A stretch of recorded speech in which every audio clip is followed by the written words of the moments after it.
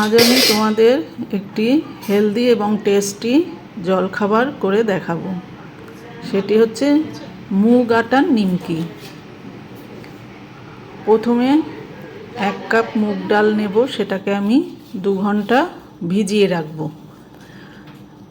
2 ঘন্টা পরে মুগ ডালটা আমি মিক্সিতে পেস্ট করে নেব। একদম মিহি পেস্ট করব না, একটু দানা দানা মতো থাকবে।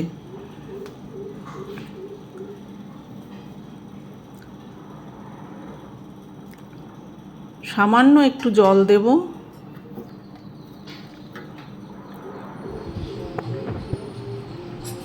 আমার হয়ে গেল মুগ ডালের পেস্ট। এর মধ্যে এখন আমি এক এক করে নুন, কালো জিরে,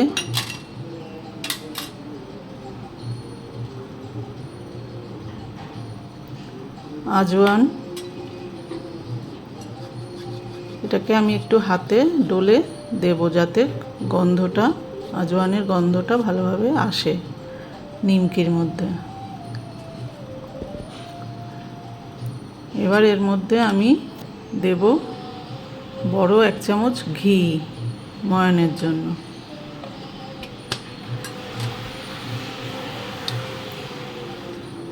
দিয়ে সবগুলো উপকরণ আমি ভালোভাবে মিশিয়ে নেব। এবার আমি দিয়ে দিলাম আটা, গমের আটা।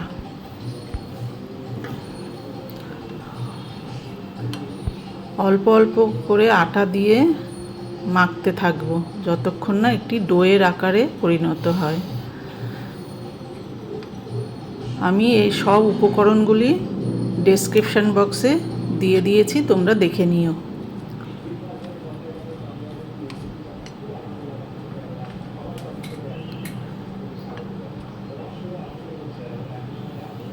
আরও কিছুটা আটা দিলাম, দিয়ে এবার আমি হাত দিয়ে ভালোভাবে মেখে নেব।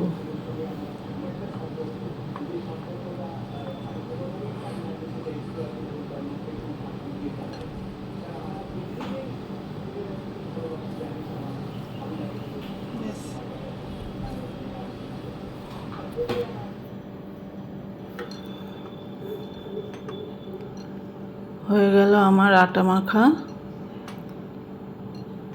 খুব বেশি শক্তও করব না, খুব নরমও করব না। আটাটা মেখে আমি কিছুটা সময় রেস্টে রেখে দেব, 10 মিনিট মতো।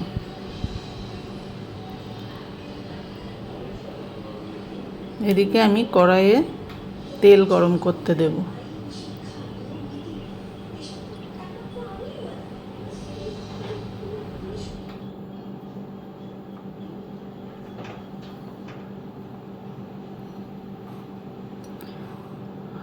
দশ মিনিট পর আমি এই আটা থেকে কিছুটা নিয়ে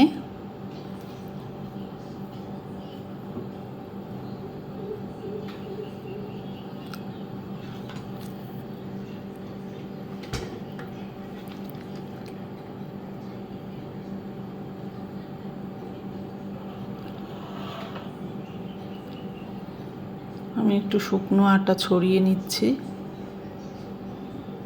যাতে ভালোভাবে বেলা যায়।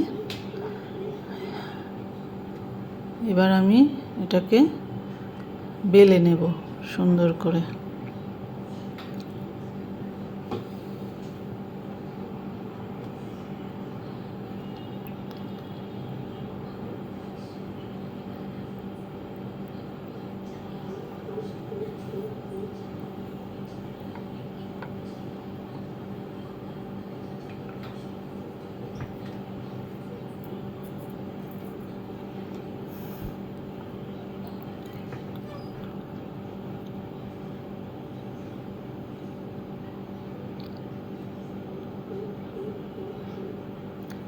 এবার আমি এই গোল রুটিটার ওপরে একটি বাটি বসিয়ে ছোট ছোট গোল গোল করে কেটে নেব।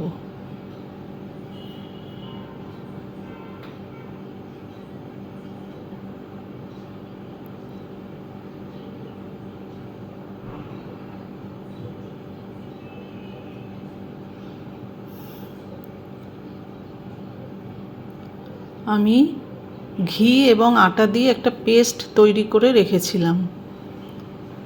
সেই পেস্টটা আমি এর উপরে একটু লাগিয়ে দিচ্ছি।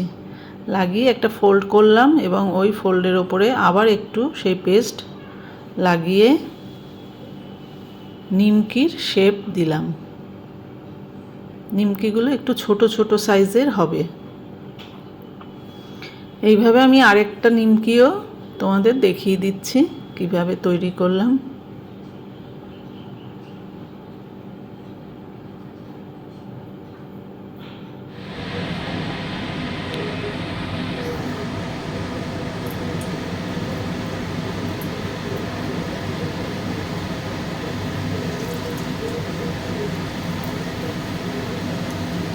এবার তেলে আমি নিমকিগুলো আস্তে আস্তে ছেড়ে দিলাম।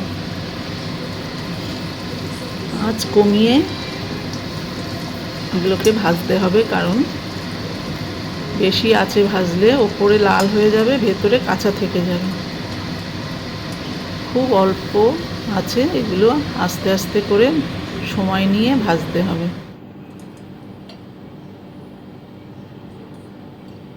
একটু উল্টে পাল্টে দিচ্ছি আমি।